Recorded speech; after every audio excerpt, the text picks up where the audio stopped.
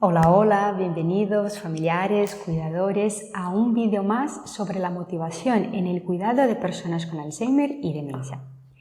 Y en estos vídeos, que suelo publicar semanalmente, pues ayudo tanto a familiares como cuidadores de personas con demencia a entender mejor, ¿no?, todas estas situaciones que se dan en el día a día para que se pueda mantener la motivación de ambos, ¿no? Porque en un día a día donde pues, hay mejor ánimo, donde hay menos discusiones, donde hay más participación, al final el cuidado es mucho más fácil y hay muchísima más calidad de vida. Si no me conoces, yo soy Camila, también tuve un familiar con Alzheimer y soy creadora de Refréscame la Memoria y del Método Serena, donde junto con mi equipo pues acompaño de cerca, ¿no?, a otros familiares y cuidadores que buscan pues tener más apoyos, tener más recursos y que puedan mantener a la persona que cuidan motivada y así sentirse también más tranquilos. Y hoy quiero profundizar en un tema que suele ser bastante desconcertante para muchos cuidadores, ¿no? Que son pues, los cambios de humor. Y también veremos 3 pasos que nos pueden ayudar a responder mejor a nuestro familiar. Y la verdad es que cuando hablamos de cambios de humor podemos estar hablando de muchas situaciones, ¿no? Y por eso por aquí es por donde quiero empezar. Porque la verdad es que siempre que comparto pautas o estrategias, ¿no?, para ayudaros a entender a las personas con demencia y poder motivarlas, y como estoy en contacto, ¿no?, con miles de cuidadores que me acompañan en las redes, en el boletín de noticias y en los talleres, he percibido que uno de los obstáculos que más me cuentan, que se enfrentan a la hora de motivar a su ser querido, son justamente estos cambios de humor. Y lo que he notado es que en general los familiares, cuando se refieren a cambios de humor, ¿no?, realmente pueden estar hablando de muchas cosas diferentes. Es decir, observan un comportamiento que es fuera de lo habitual, ¿no?, como puede ser pues, que la persona se enoje fácilmente o que diga todo que no, o que se ponga muy ansiosa, por ejemplo, de repente, ¿no?, sin un motivo aparente. Entonces observan este comportamiento fuera de lo habitual y se lo llaman cambios de humor. Y os cuento, de hecho, pues un caso real, ¿no? Hace unos meses, una participante del Método Serena me decía que de repente su madre se ponía muy triste y se quedaba pues, en la ventana mirando hacia afuera, ¿no?, totalmente desolada. Ella pensaba que realmente era porque su madre no la estaba reconociendo, entonces se quedaba en la ventana pues, mirando para ver si en algún momento iba a llegar. Entonces estaba preocupada, angustiada, triste, ¿no? Lo que empezó a hacer fue a probar todo tipo de estrategias. Entonces empezó a cambiarse de ropa para ver si dentro de casa su madre le reconocía mejor, empezó pues, a probar a salir de casa y volver a entrar, en fin, para ver si le podía captar la atención y si veía que estaba realmente ahí. Pero eso pues es que tampoco le estaba funcionando, ¿no? Empezamos a profundizar un poquito más y empezamos a observar pues, qué hora pasaba, cómo pasaba, y nos dimos cuenta que al atardecer empezaba a haber un poco más de luz en los vecinos y este movimiento que estaba ocurriendo en el exterior le confundía a su madre, ¿no? Pensaba que todo este movimiento, que todas estas personas, estas luces eran dentro de su casa y al no poder entender muy bien qué estaba pasando, pues se angustiaba, se ponía triste y agobiada. Y ese es un ejemplo, ¿no?, que os quiero compartir porque cuando hablamos de cambios de humor, como mencionaba antes, es realmente como un cajón desastre en el que comúnmente pues, estamos hablando de una forma muy generalizada sobre cualquier comportamiento que no entendemos desde nuestra lógica habitual. Entonces, ¿qué son realmente estos cambios de humor o estos comportamientos? Lo que son síntomas que se llaman conductuales y psicológicos que son frecuentes tanto en las personas con Alzheimer como en las personas que tienen otras demencias, ¿no? ¿Qué quiere decir eso? Que las personas pues, se comportan de una manera diferente o bien que empezamos a notar que su personalidad ya no es la misma. Estos cambios pues, afectan a un 90% de las personas que tienen demencia. Pueden darse pues, más de un comportamiento a la vez, es decir, no solo ocurre uno, y pueden ocurrir en todas las etapas de la enfermedad, ¿no?, desde estadios más iniciales hasta estadios más avanzados. Y lo que puedes observar, y aquí me voy a detener, me voy a extender un poquito más, son situaciones como puede ser el enojo repentino, ¿no?, y sin una razón aparente, ¿no?, que de repente la persona pues, estaba normal y de repente pues, está pues, más enfadada, ¿no? En otras ocasiones, pues la ansiedad o esta sensación de preocupación, una sensación de angustia, ¿no?, que puede surgir en situaciones que son amenazantes o que la persona se siente frustrada. Otro de estos síntomas pues, es la propia depresión, ¿no? Observar un estado de tristeza generalizada o este sentimiento de inutilidad que podemos ver en la persona, ¿no? Otro es la apatía o la indiferencia, que es la falta de iniciativa, ¿no? La persona por sí misma no empieza una actividad o no demuestra interés en actividades que antes disfrutaba, o le notamos la expresión facial sin muchos cambios, con una cierta insensibilidad a los demás. Otro de estos síntomas es la agitación, ¿no? Que la agitación no es más que cuando externalizamos una ansiedad que tenemos por dentro, ¿no? Algo que es interno lo externalizamos. ¿Y cómo lo externalizamos? Pues con movimientos que pueden ser repetitivos, pueden ser pues, la persona que se ponga a balancear, para adelante, para atrás, para un lado, para otro, puede frotarse, puede rascarse, ¿no? Todo eso son movimientos que están externalizando una cierta ansiedad interna, ¿no? Lo llamamos agitación. Otro síntoma es la agresividad, ¿no? Y la agresividad se puede dar también de diferentes formas. La persona puede tirar objetos, aventar cosas, puede morder, puede sujetar con fuerza al cuidador, empujar, ¿no? Son todo formas, ¿no?, de demostrar, de responder con agresividad. También puede haber agresividad verbal, ¿no? Hemos hablado de física, pero también puede ser verbal, insultando, diciendo palabrotas, en fin.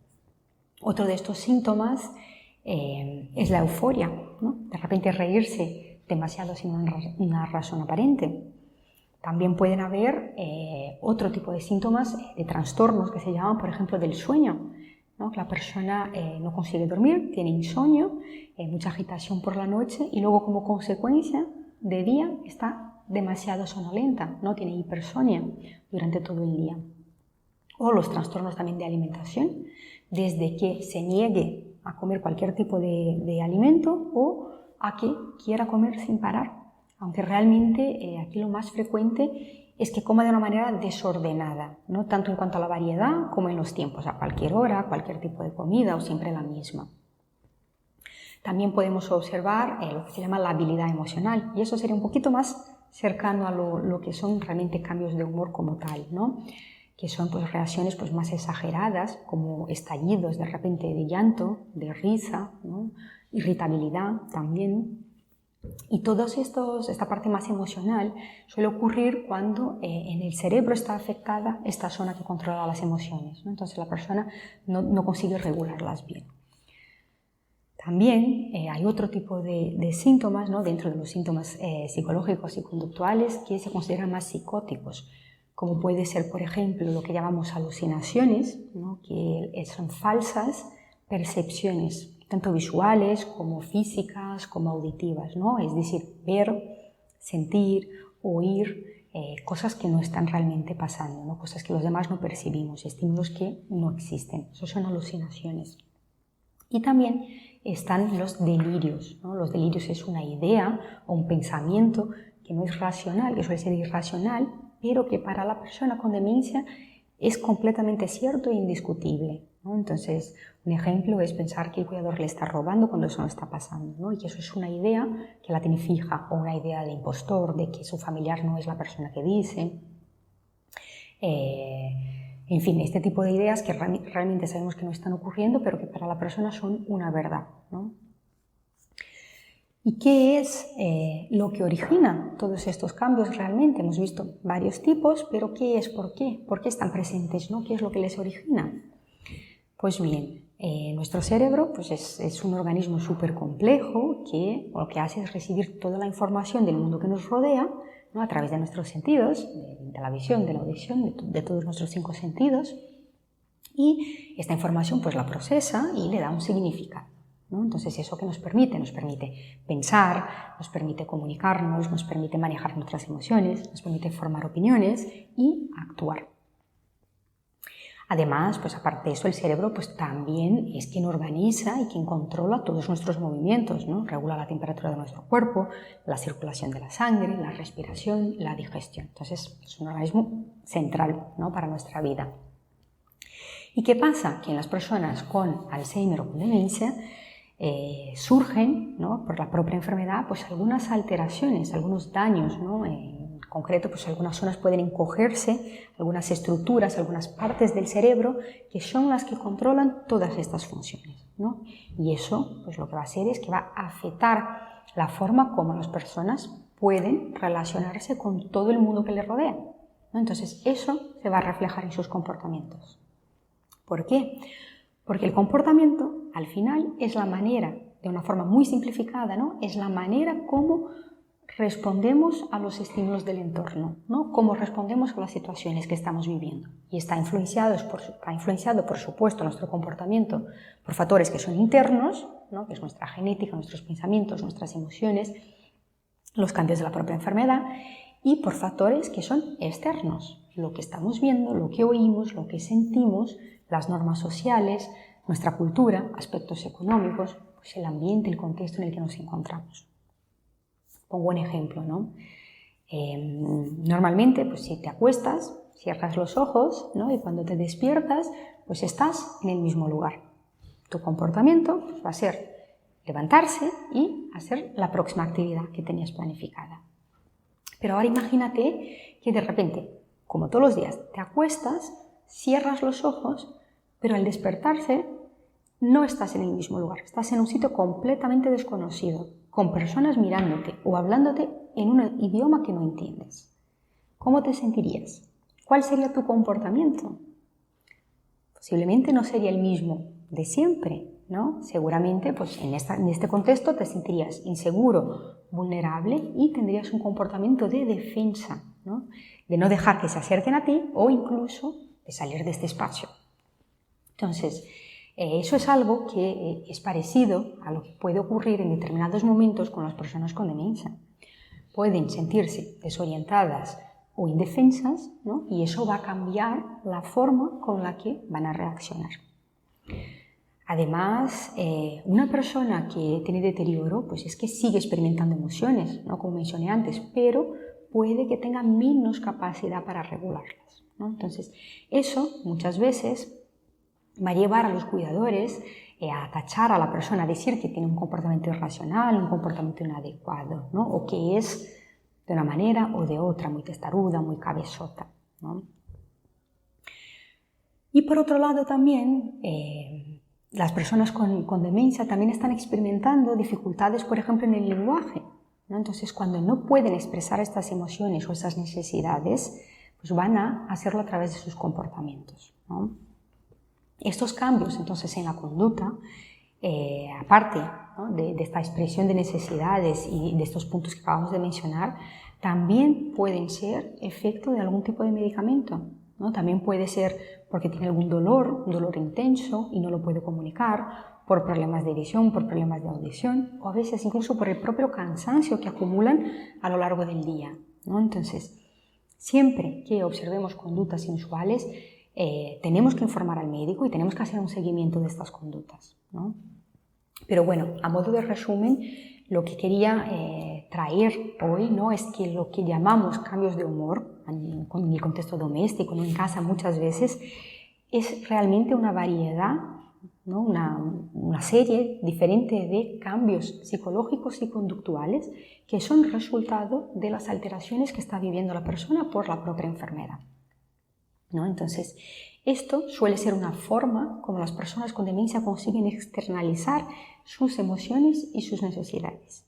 O, en otras palabras, para los que me acompañáis a más tiempo, seguro que me habréis escuchado en más de una ocasión decir que todo comportamiento tiene una razón detrás, aunque no sea evidente, ¿vale? Entonces, no es lo mismo que tenga miedo a caer, ¿no?, y que, por ejemplo, me demuestre pues ansioso o agresivo si me están forzando a entrar en la ducha, que quiera ir a mi casa porque realmente no reconozco lo que está pasando a mi alrededor, ¿no? Entonces, eso es importante tener en cuenta, que cada comportamiento, pues cada necesidad es distinta, ¿no?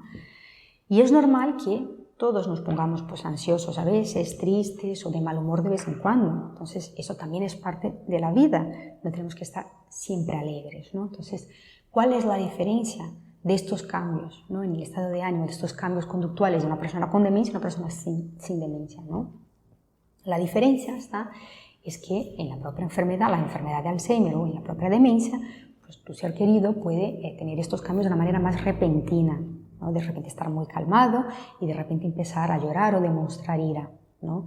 Y eso se da por algún estímulo, por alguna confusión interna que a los demás puede pasar desapercibida, ¿no? Entonces, por eso nos parece que es sin razón aparente, ¿no? Entonces, cuando no sabe expresar esta confusión, que puede venir de algún estímulo que nosotros no hemos percibido, pueden surgir estas conductas, ¿no? Y que no sea aparente no quiere decir que no tenga una razón detrás, ¿no? Como vimos, puede ser una razón física, puede haber una razón que puede ser un estresor del propio ambiente, puede haber alguna razón que sea emocional, también puede verse pues, una alucinación o una mala interpretación de lo que está ocurriendo, a un delirio, ¿no? ¿Y por qué es tan importante tenerlo en cuenta? Para empezar, saber que esto no es algo intencional nos va a ayudar a actuar con más calma y con más empatía. Eso lo primero. Saber que hay una razón detrás nos va a permitir buscarla, ¿no? Entender también que hay diferentes necesidades que la persona puede estar expresando a través de este comportamiento nos va a facilitar poder dar una respuesta que sea más efectiva, una respuesta que realmente le calme, una respuesta que le anime, ¿no? En lugar de una respuesta que le suponga pues, más estrés, ¿vale? Y también nos va a permitir incluso prevenir alguna de estas conductas, ¿no? Cambiando pues, estos estímulos que hemos identificado que pues, las están disparando, ¿no? Que son el precursor de la conducta. Y todo eso pues, nos va a permitir al final tener un ambiente donde hay mucha más armonía, donde hay mucha más paz en el cuidado, donde ambos, ¿no? Tanto el cuidador como la persona con Alzheimer o con demencia, pues, se pueden sentir tranquilos y pueden estar motivados. Además, muchos familiares piensan que este tipo de conductas solo se pueden controlar con medicamentos. Y la realidad es que muchos de los estímulos externos, ¿no? Que hemos visto que van a afectar la conducta, sí que los podemos modificar, ¿no? Entonces podemos adaptar nuestra comunicación, podemos adaptar nuestro ambiente, podemos adaptar nuestras actividades. Y de hecho, eso es preferible, esa es la primera vía normalmente de intervención, ¿no? Porque los medicamentos pues, suelen tener pues, sus efectos colaterales. Pero lo más importante y que quiero que tengas en cuenta hoy es que lo que te estoy compartiendo es realmente una forma de pensar para que cada uno pueda pues, extrapolarlo, ¿no? Pueda adaptar a su propia situación. Porque son muchas las variables, ¿no? Cada persona es única y son muchos los comportamientos. Entonces, entrar en profundidad en cada una de esas adaptaciones pues es algo que normalmente hacemos pues, dentro del programa de acompañamiento que es el método Serena, ¿no?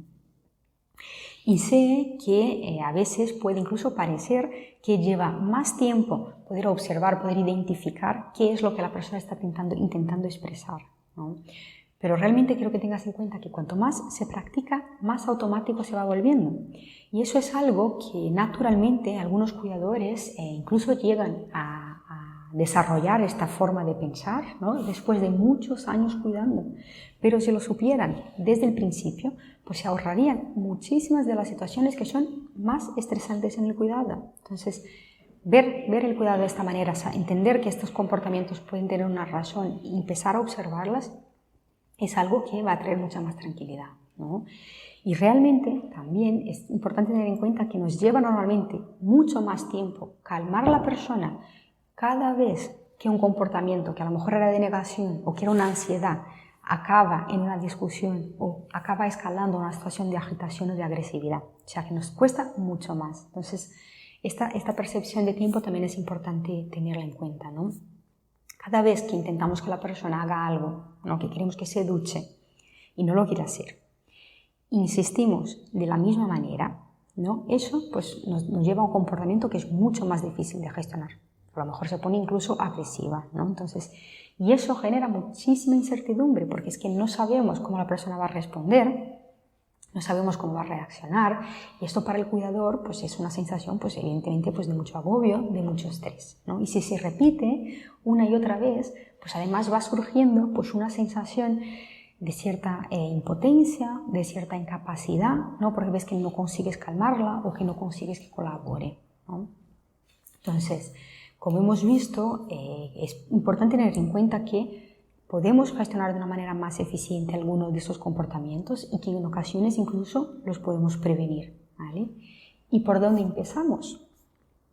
Pues lo primero, y me voy a repetir aquí porque es muy importante, y es donde más conflicto interno pues, se suele encontrar en el cuidador, es en tener en cuenta que la persona, ¿no? Que cuando estás pensando que la persona es X o que la persona es turrona o que es obstinada, eso no te está ayudando a actuar de una manera diferente, porque no te ayuda a encontrar cuál es el problema o qué es lo que la persona quiere comunicar. Entonces ese es el primer punto. Además, en estos momentos nunca debemos discutir con la persona. No debemos discutir, reprocharla o recordarla que se están olvidando, que lo necesitan por su enfermedad, ¿no? Porque eso no suele mejorar la situación. Es más, muchas veces eso solo hace con que se enoje más, ¿no? Discutir y reprocharlo. O incluso que luego pues, nos genere un montón de sentimientos que son desagradables, como pues, el enfado, la ira, la culpa, ¿no? Porque nos pusimos nerviosos, porque se puso nerviosa, en fin. Y sobre el por qué no es buena idea discutir o reprochar, profundizo mucho más en un otro vídeo que se llama ¿Por qué no quiere mi ayuda si todo lo hago para su bien?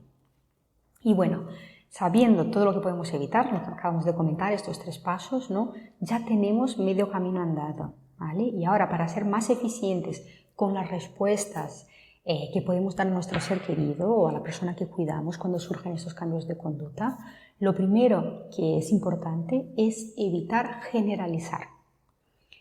Al principio, ¿no? He hablado de más de 10 comportamientos diferentes que van a requerir de respuestas diferentes. Entonces, si pensamos de una manera muy simplificada que todos son cambios de humor, va a ser mucho más difícil ver los detalles y ver los estímulos que pueden estar influyendo. Así que ser detallistas, observar el comportamiento y lo que está ocurriendo alrededor, ¿vale? Y os pongo un ejemplo de un otro contexto porque va a facilitar también la comprensión.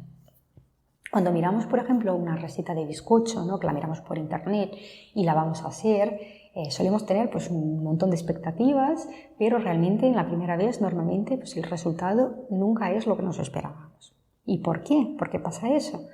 Porque hay muchos detalles, ¿no? Que van a influir en el resultado. Por ejemplo, en un bizcocho, pues la temperatura del horno es súper importante. El tiempo que tiene que estar dentro, pues también va a depender un poco de las características del horno, aunque tengamos un tiempo aproximado. Luego hay unos trucos de los maestros bizcocheros de no abrir el horno pasado X minutos, ¿no? ¿Qué tipo de harina? Si es una harina más dura, una harina más gruesa, más fina, en fin. Y muchas veces, aunque tengamos esta receta base, ¿no? Que se suele replicar, tenemos que conocer también nuestro horno, tenemos que conocer las marcas de harina, tenemos que entender un poquito cómo interactúan estos elementos para que podamos repetir la receta y que vaya saliendo cada vez mejor, ¿no? Ajustarla a nuestra realidad. Y eso, al final, es ser detallista y entender el proceso, ¿no? Otro ejemplo es que si vamos, por ejemplo, a la farmacia, ¿no? Porque estamos con tos, pues no nos van a dar un jarabe inmediatamente, ¿no? Mínimamente nos van a preguntar si tenemos una tos seca o una tos con mucos, ¿no? Y son detalles, pero son detalles que son muy importantes porque van a influir en la respuesta que se va a dar. Entonces, ¿cómo podemos, en el contexto que estamos hablando hoy, ser más detallistas, ¿no? Ante un cambio de humor, ¿cómo podemos ser más detallistas? Y la respuesta es describiendo la situación. ¿Qué ocurre antes? ¿Qué ocurre durante? ¿Y qué ocurre después? Eso nos va a facilitar dar respuestas que sean más específicas y más centradas en las necesidades que nos está comunicando nuestro familiar, ¿no? Y también nos va a ayudar pues, a identificar qué estímulos pueden ser estos, ¿no? Pues ruido, reflejos, qué es lo que puede estar disparando esta conducta, ¿no? De manera que podamos modificarlos y que podamos incluso prevenir el comportamiento. Entonces, siempre es de mucha ayuda, dentro de este contexto, tener en cuenta y aceptar que eso es algo que está originado, ¿no? Que está siendo causado por la propia enfermedad, que no es culpa de tu ser querido, que no lo está haciendo para molestar y ni para llamar la atención, porque es muy común que nos pase eso por la cabeza, ¿vale? Solo con tenerlo en mente, que ya no hace para molestar, que es algo que es fruto de la propia enfermedad, eso ya facilita que podamos actuar con un poquito más de empatía y con un poco más de entendimiento, buscando, ¿no? Observar todo eso. Y a modo de resumen, para ir cerrando el vídeo de hoy, lo que vimos, ¿no?, es que realmente los cambios de humor pueden ser muchos comportamientos diferentes. Puede ser enojo, puede ser ansiedad, puede ser depresión, puede ser apatía, puede ser agitación, agresividad, euforia, pueden ser trastornos de sueño, de alimentación, de la habilidad emocional, pueden ser alucinaciones, pueden ser delirios, pueden ser desorientación, deambulación, y que normalmente eso se conoce como cambios psicológicos y conductuales, ¿no? Vimos que son fruto de la propia enfermedad y que son una forma que las personas con demencia pueden expresar sus necesidades. Cada comportamiento tiene una razón detrás. Para poder ayudar a la persona que cuidamos, que pueda satisfacer esas necesidades, vimos algunos pasos. Lo primero, evitar las etiquetas de que la persona es así o que es asá, ¿no?, que es cabezota, que es turrona, para que podamos actuar desde la empatía y desde el entendimiento. Y siempre ser específicos, ser detallistas, observar qué ocurre antes, qué ocurre durante y qué ocurre después. De esta forma vamos a poder encontrar estos estímulos, estas razones que pueden estar empezando el comportamiento y podremos entonces responder de manera más eficiente, ayudar a la persona a satisfacer esta necesidad que nos está transmitiendo, ¿no?, e incluso modificar el ambiente, modificar la comunicación, modificar las actividades para poder evitar, prevenir este comportamiento. Así que para cerrar el vídeo de hoy, me gustaría que reflexionaras también y que pudieras adaptar a tu día a día un pensamiento que puede ayudar mucho en estos momentos, que es este, ¿vale?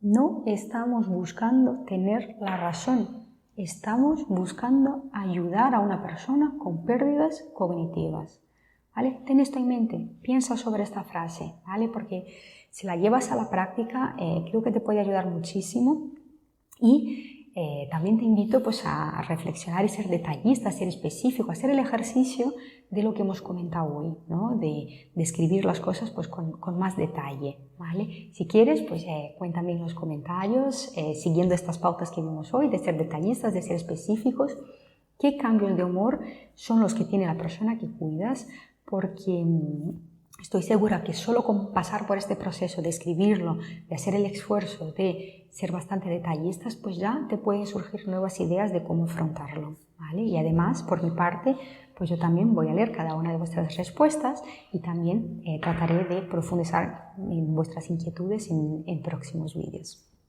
Así que bueno, ahora me despido, te mando un abrazo enorme, deseando leerte en los comentarios.